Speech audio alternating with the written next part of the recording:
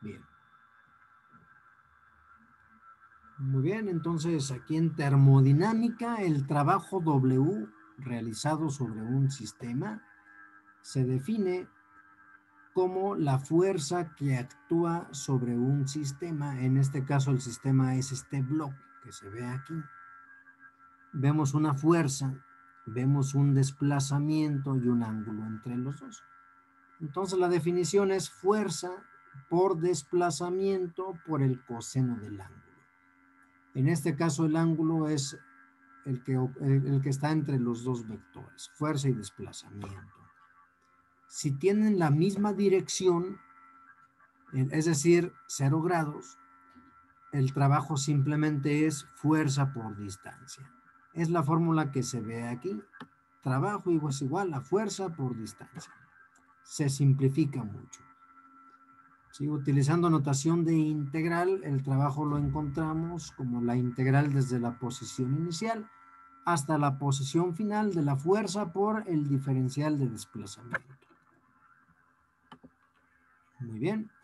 Entonces, el trabajo W, trabajo mecánico, se mide en joules, al igual que la energía cinética, al igual que la energía potencial. El trabajo se mide en joules.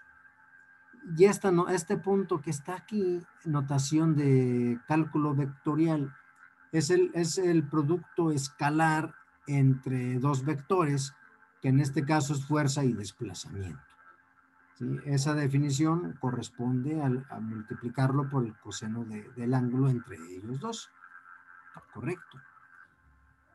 Ahora, en sistemas termodinámicos, vamos a ver aquí en este cilindro una tapadera, ¿verdad? Un pistón que puede subir, puede bajar, así como el de la jeringa.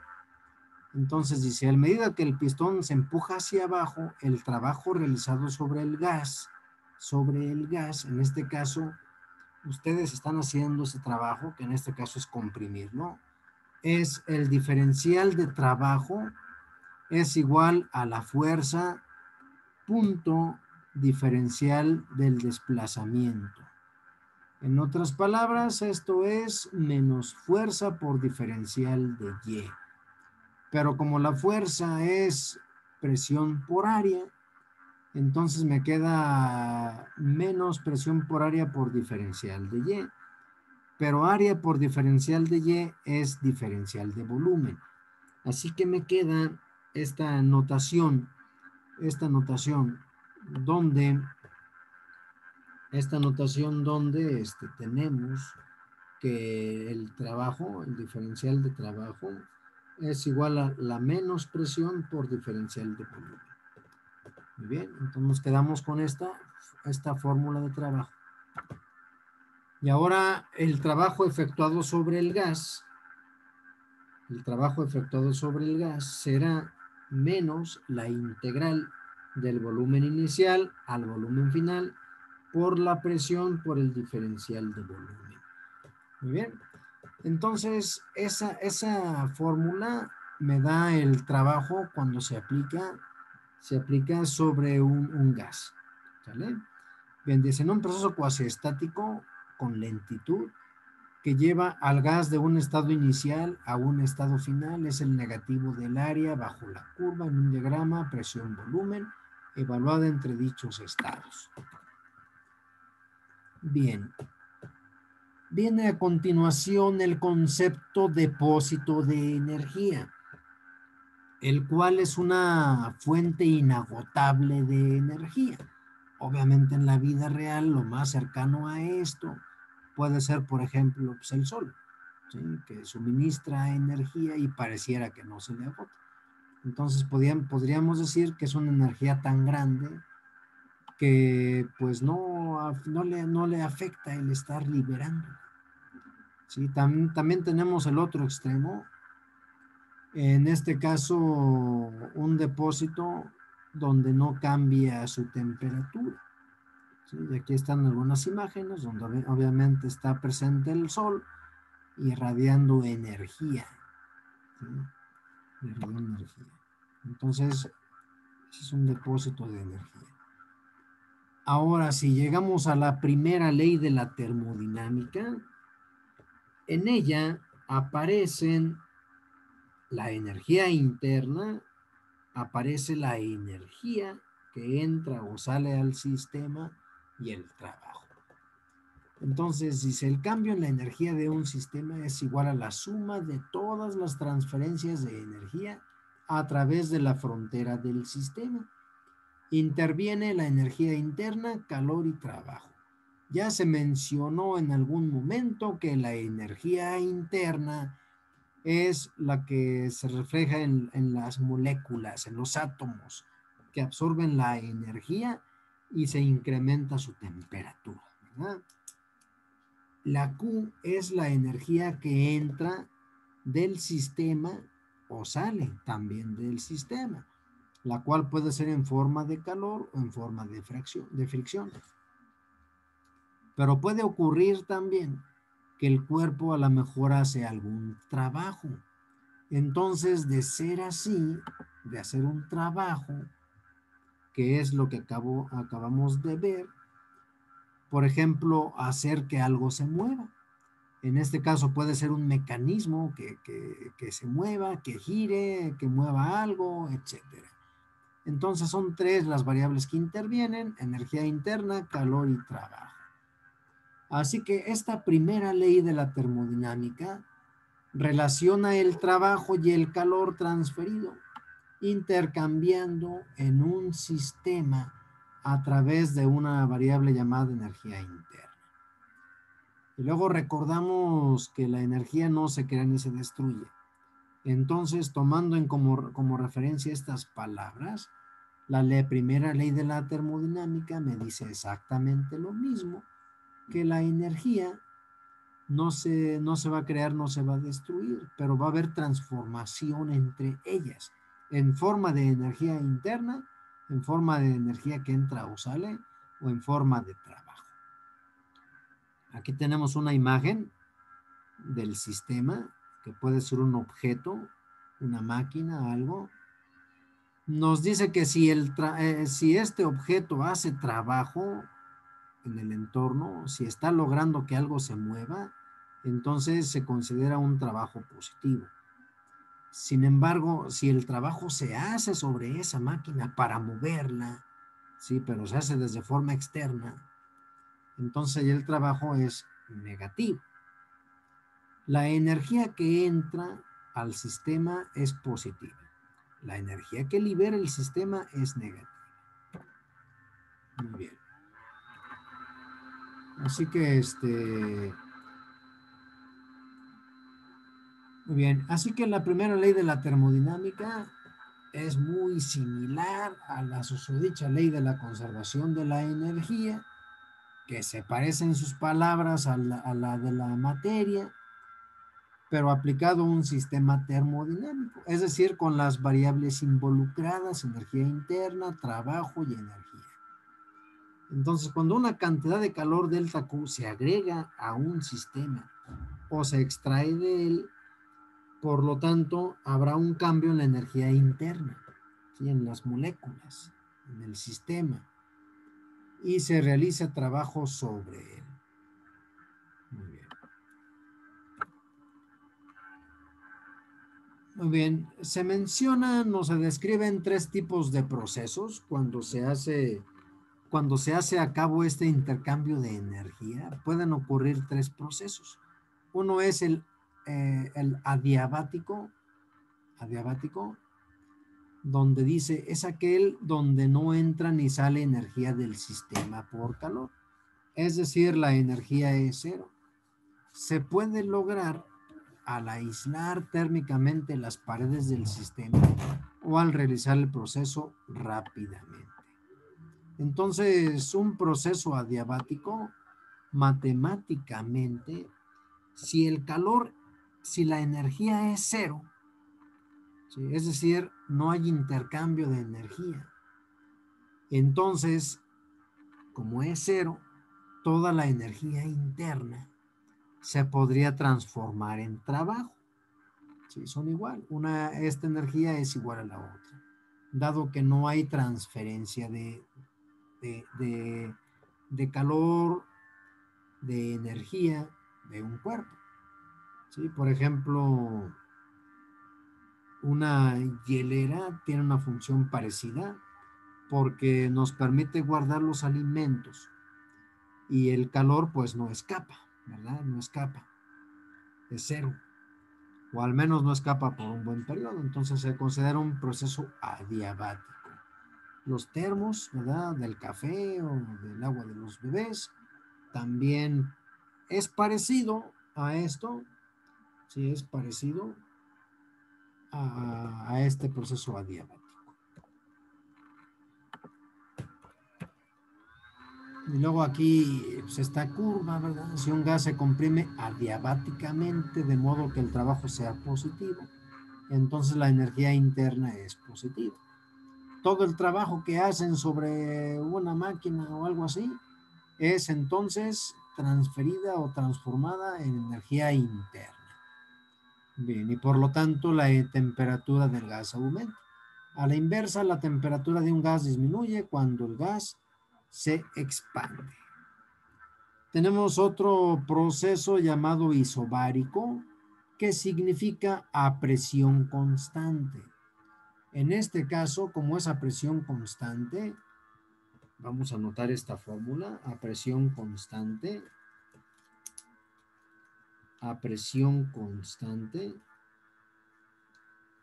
tenemos que el trabajo es igual a menos la presión por el volumen final menos volumen inicial.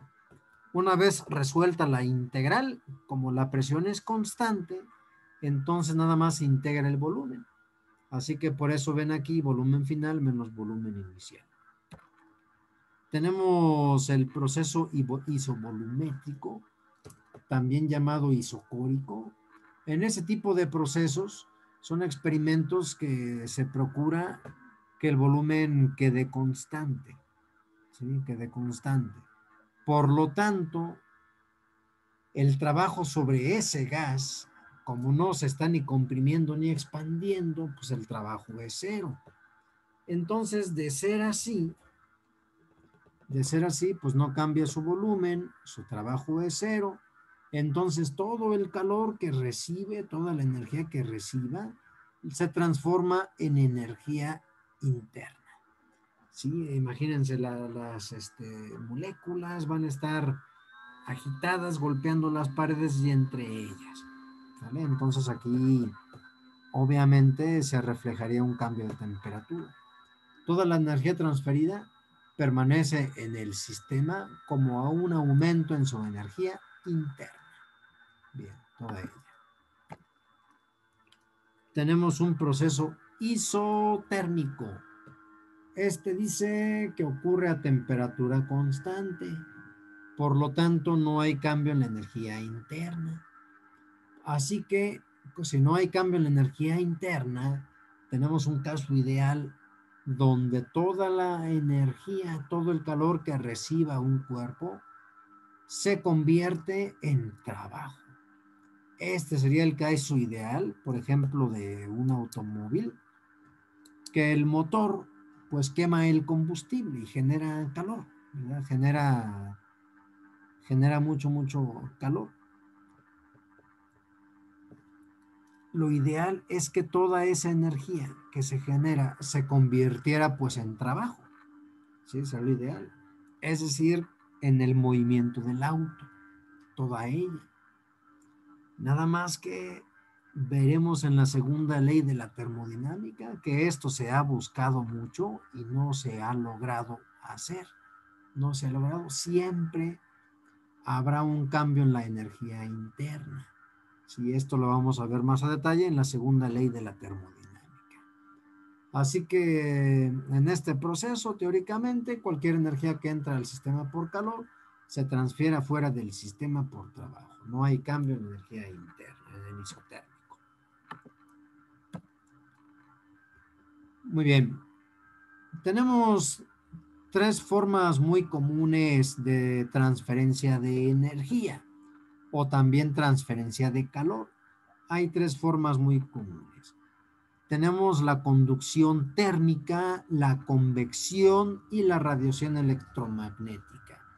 Y vemos aquí una persona que tiene una varilla en la mano y es el otro extremo de la varilla, pues llega al fuego. Vemos también otra persona que pasa las manos por arriba y le llega el vapor caliente. Y vemos una tercera que está a un lado que también le llega el calor, sí, le llega esa energía. Entonces, ¿cuál es cada una de ellas? Bueno, el que utiliza la varilla, las moléculas que están aquí en el extremo empiezan a agitarse, ¿sí? Se empiezan a incrementar su movimiento. Es decir, la energía interna aquí de estas moléculas se incrementa, por lo tanto también su temperatura. Y si esto es un metal, una barra, estas moléculas empiezan a golpear, colisionar a las de los lados. Y por un efecto similar al de a la de bola de billar, el calor, la energía, empieza poco a poco a llegar hasta la mano de la persona hasta que ésta se convierte intolerable y lo tiene que soltar. Esta es la de conducción, debido a la colisión de las moléculas. La de convección, vemos a esta persona que recibe el calor. Él no tiene ninguna varilla, sin embargo le llega el calor también, le llega esta energía que proviene del fuego. Esta energía, la de convección, se debe a que el aire caliente sube. Quiere decir que es el aire el que se está encargando de llevar la energía, el calor del fuego a la mano. Entonces aquí se debe a que el aire, como es una sustancia, un fluido, cuyas moléculas fácilmente se pueden mover, tiende a subir el aire caliente, ¿sí? El aire frío tiende a bajar. Entonces tenemos un movimiento de fluidos. Y esto que está aquí también aplica para el agua. Y la prueba está cuando vemos el agua hirviendo. A veces que alguien le echa algún colorante o algo, puede ver cómo el agua fluye. ¿Sí? Fluye en un ciclo, el agua caliente sube, el agua fría baja y se hace este recorrido. Entonces, esa es energía por transferencia de convección, ¿sí? Por el movimiento del fluido. Tenemos una tercera, esta persona que está parada a un lado, no tiene varilla, no le llega el aire caliente tampoco, sin embargo le llega por ondas electromagnéticas, ¿sí? Ondas electromagnéticas. Entonces, esta es la tercera forma de transmisión de energía, ¿sí? Cada partícula tiende a liberar energía, entonces la percibe esta persona en forma de ondas electromagnéticas. Aquí está una vez más el ejemplo, aquí está una vez más, por conducción, ¿verdad? Cuando uno toma imprudentemente un sartén, transferencia de calor a través de un material, quedamos que es por la colisión de moléculas. Convección, quedamos que es por el movimiento de un gas o de un líquido. Y la de radiación, que es la transferencia de calor mediante ondas. Durante mucho tiempo no se entendía cómo es que del sol nos podía llegar la energía, ¿sí? Nos llegaba calor, hasta que se fue entendiendo esto de las ondas electromagnéticas, ¿sí? Ondas electromagnéticas que se ven más a detalle en electromagnetismo. Muy bien, vuelvo a repetir. En la conducción térmica, intercambio de energía cinética. Recuerden que es el movimiento, ¿verdad? Moléculas, átomos y electrones libres, donde las partículas menos energéticas ganan energía en colisiones, es decir, en choques, con partículas más energéticas. También tienen sus fórmulas, tiene su procedimiento, ¿verdad? Destaca que los metales son buenos conductores térmicos, los gases son conductores pobres. ¿Sí? Entonces también hay forma de estudiar. ¿Sí? Aquí nada más voy a hacer mención del mecanismo de transferencia, no vamos a adentrarnos en estas fórmulas de la conducción térmica. Bien. las cuales también dependen de cada material. En el caso, bueno, aquí sigue siendo todavía la conducción, ¿sí? Las fórmulas presentes. Ahora vamos a hablar de la convección. Quedamos que, por ejemplo, el aire arriba de una flama se calienta y expande, y como la densidad del aire es menor, se eleva. A medida que el agua superficial en un lago se enfría, se hunde. Y cuando el agua hierve y cuando una habitación se calienta mediante un radiador. Entonces son ejemplos de esta convección. Sí, cuando el agua está calentándose, hay corrientes, hay movimiento. Sí, lo que les decía, el agua caliente baja, el agua fría... No, el agua caliente sube, el agua fría baja. ¿Sí? Entonces el agua se mueve y el calor llega desde arriba hacia abajo. Vemos por aquí, por ejemplo, aquí dice radiador de calefacción, calienta el aire que le rodea. La corriente de convección que se produce calienta la habitación. Al igual que en el agua, el aire caliente sube, el aire frío baja y entonces se da la corriente.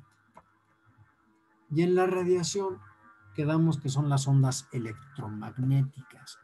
Dice que todos los objetos continuamente radian energía en la forma de ondas electromagnéticas producidas por vibraciones térmicas de las moléculas. ¿Sí? Ejemplo de estas, ¿sí? Producidas por vibraciones térmicas de las moléculas, es decir, ese movimiento que tienen, energía interna, la irradian también. Bien, entonces dice que el brillo anaranjado de un quemador de una estufa eléctrica, un calentador eléctrico, las bobinas de un tostador. Estas son algunas de las aplicaciones que tendría. También hay sus fórmulas, ¿sí? Hay ecuaciones, la ley de Stefan, ¿sí? Es por ejemplo una de ellas. Y vemos aquí una serie de valores, de datos a sustituir para obtener la potencia en este caso. ¿Sí? Aquí vienen unos datos para esa fórmula. ¿Sí? Aquí la muestro, tampoco nos vamos a meter tan en detalle en ella. Aquí nomás quiero mencionar la emisividad. Emisividad dice que depende de las propiedades de la superficie del objeto. Es igual a la absortividad, que es la fracción de radiación entrante que absorbe la superficie. Muy bien. Entonces, eso de la emisividad, dice que un espejo tiene una baja emisividad porque refleja casi toda la luz incidente, mientras que un cuerpo negro tiene alta emisividad. ¿Sí? Valores entre 0 y 1, entonces un cuerpo negro tiene el 1, un cuerpo que refleja todo, pues un 0. Es lo que aquí podemos encontrar. Bien. Entonces, por ejemplo, el cuerpo negro sabemos que absorbe la energía. El caso ideal es que sea un 1, ¿verdad? Que absorba toda la energía, que toda la absorba. Es un cuerpo negro. Y aquí nada más un dato interesante: 1370 joules de radiación electromagnética del Sol cada segundo pasan perpendicularmente a través de cada metro cuadrado en lo alto de la atmósfera de la Tierra. Y esta se separa como radiación visible, como luz infrarroja, luz ultravioleta.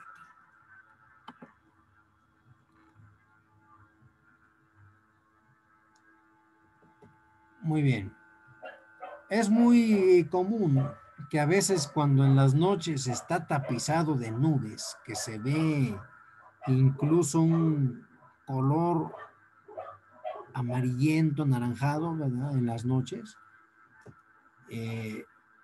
pues no se siente mucho frío. A diferencia de si está completamente despejado, se siente la diferencia, se siente mucho frío. ¿A qué se debe esto?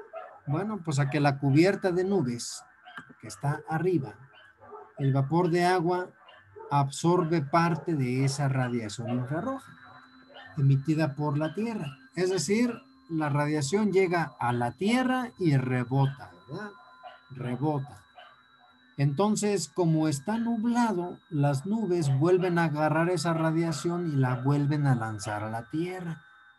Entonces, esto impide cambios bruscos de temperatura, cosa que es muy diferente a cuando no hay nubes.